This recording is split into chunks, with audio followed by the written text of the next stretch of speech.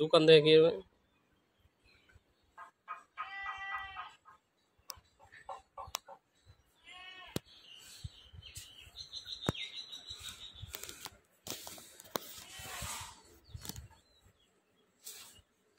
গোল্ডেনটা 14 বার মারও কাজ নিতে চায়। গোল্ডেন একটু বেশি মারতে হয়, 2 বার 3 বার মারতে হয়। ভিডিও করছো কত টাকা একটা ভিডিওতে? কালবা রঙের অ্যাড দিলে ফ্রি দেয় না লাগিয়ে? কত কালবা তো ফ্রি পোস্টার খুশি ফ্রি রংটা দিতে হয় না গো?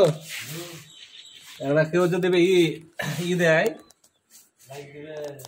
পোস্টার মারতে আসে তো ফ্রি তো মারে দিয়ে যায় না? আর শাহরুখ খানকে দিয়ে অ্যাড করালে শাহরুখ খানের অ্যাড ফ্রি টাকাও দেওয়া হবে। খাওয়া ফ্রি।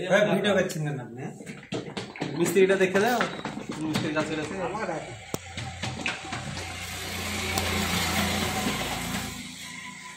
সামনে ঘন্টা কিন্তু সিলভার মারতে হবে, বুঝতে পারলেন তো মাস্টার?